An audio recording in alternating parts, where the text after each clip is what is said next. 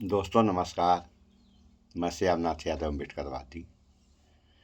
अगर परमाणु युद्ध हो जाए तब क्या होगा, थोड़ा आप लोग इस वीडियो में देख लें, उसके बाद फिर आगे बात हो। नमस्कार, आदाब, सत श्री अकाल, जय भीम, जोहार। मेरा नाम है नवीन कुमार। आपने देखा होगा कि पिछले दिनों रूस के राष्ट्रपति व्लादिमीर पुतिन अचानक से बीजिंग पहुंचे हुए हैं। वहां मोदी जी के झूला मित्र शी जिनपिंग ने खुद उनका स्वागत किया। दोनों के बीच लंबी बातचीत हुई, कई दौड़। तो क्या पुतिन जिनपिंग के साथ लूडो खेलने गए थे? मोदी जी की तरह नवाज शरीफ की पोती के निकाह की बिरयानी खाने पहुंच गए थे? जिनपिंग और पुतिन की इस मुलाकात ने पूरी दुनिया को हिला दिया है, क्योंकि अब खबर आ रही है कि रूस परमाणु हमले की तैयारी कर रहा है। आप जानते ही हैं कि रूस यूक्रेन युद्ध को 2 साल से ज्यादा हो चुके हैं और अभी भी दोनों में से कोई भी देश पीछे हटने को तैयार नहीं है। फलस्तीन पर इजराइल के हमले की वजह से दुनिया का ध्यान थोड़ा इधर से हटा जरूर था, लेकिन अब सबकी नजरें पुतिन के अगले कदम पर टिक गई हैं, क्योंकि उन्होंने अपने सैन्य ताकत का ऐसा प्रदर्शन किया है कि पश्चिमी देश कांप उठे। आप हैरान रह जाएंगे कि रूस ने अपने परमाणु जखीरे के साथ युद्धाभ्यास किया है। यही नहीं, रूस ने एक सैटेलाइट भी लॉन्च किया है। यूक्रेन युद्ध के बाद पहली बार पुतिन ने पश्चिमी देशों को खुले में अपनी मिलिट्री पावर दिखाई है। इस अभ्यास में उसने अमेरिका तक वार करने की पहुंच रखने वाली यार्स न्यूक्लियर मिसाइल को भी शामिल किया। इसने दुनिया को चिंता में डाल दिया है, क्योंकि सबको पता है कि पश्चिमी देशों के साथ रूस के रिश्ते कितने बड़े तनाव से गुजर रहे हैं। ऐसे में अपने परमाणु शस्त्रागार का खुला प्रदर्शन कोई मजाक नहीं हो सकता। तो क्या रूस ये संदेश देने की कोशिश कर रहा है कि अब हमारा धैर्य जवाब दे रहा है? क्योंकि अपने परमाणु बेड़े का उसने ऐसे समय में प्रदर्शन किया है जब रूस के एक बहुत बड़े नेता ने बयान दिया है कि अमेरिका आग से खेल रहा है और वो इससे बाज आए। और इस बयान के बाद रूसी रक्षा मंत्रालय पश्चिमी रूस के योशकारोला में हुए युद्धाभ्यास की तस्वीरें जारी करता है। इन तस्वीरों में मिसाइल यूनिट्स को रूस के शहरों की सड़कों पर युद्धाभ्यास करते देखा जा सकता है। जमीन से हवा में मार करने वाले इन मिसाइल यूनिट्स के साथ रूस ने बहुत सारे अभ्यास किए। हालांकि रूसी रक्षा मंत्रालय ने इस अभ्यास के सही लोकेशन की जानकारी नहीं दी है। इस अभ्यास के दौरान रूसी सेना ने महाविनाशकारी रॉकेट को छिपाने और हमले से बचाने की कई तरकीबों का प्रदर्शन किया। इसके साथ ही सेना के स्ट्रेटेजिक मिसाइल बलों की यूनिट्स ने ऑटोमेटिक लॉन्चरों की स्थिति बदलने का भी अभ्यास किया।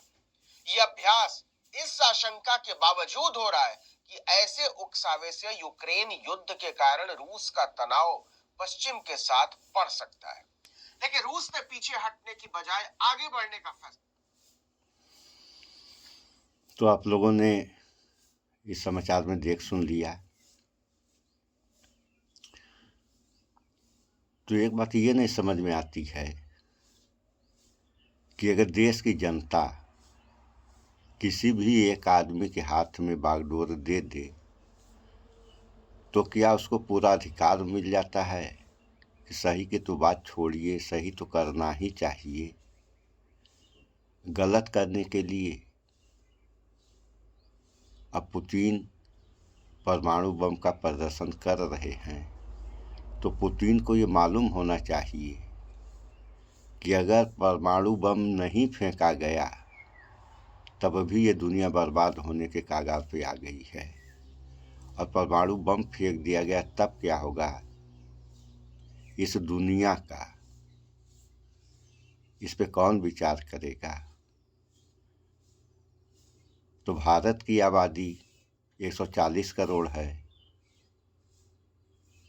अब हम इस समय नहीं बता सकते हैं, गूगल पर सर्च करना पड़ेगा कि इस दुनिया की आबादी कितनी है।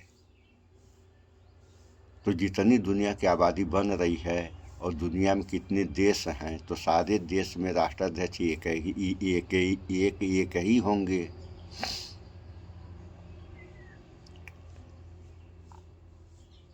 तो इन लोगों को क्या ये अधिकार दे दिया गया है? अब जैसे पुतिन हैं, पुतिन को ये अधिकार दे दिया गया है कि आप जब चाहे तब परमाणु बम फेंक दें, जब किसी परमाणु बम पर कुछ समय पहले संधि हुई है कि कुछ भी हो जाए परमाणु बम नहीं फेंका जा सकता है।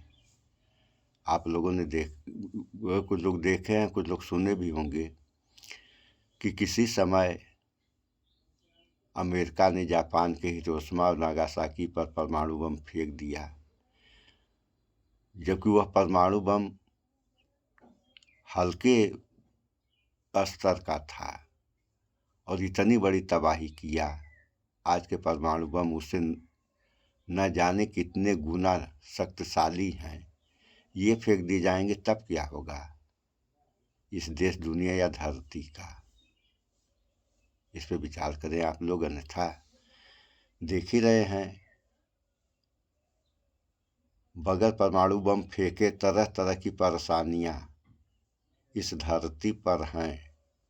उन परेशानियों के बारे में नहीं लोग सोच रहे हैं कि ये कैसे दूर होंगी, और परेशानियां बढ़ाने वाली बात सोच रहे हैं कि फेंक दो परमाणु बम।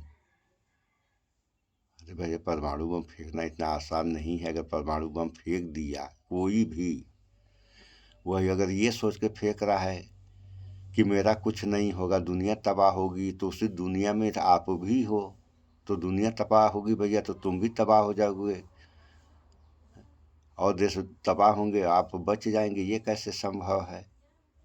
बर्बादी आएगी तो सारे लोग बर्बाद हो जाएंगे,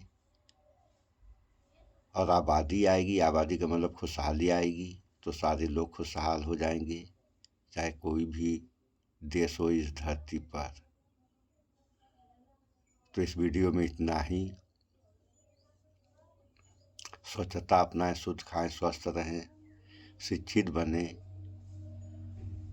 जय विज्ञान, जय संविधान, नमस्कार।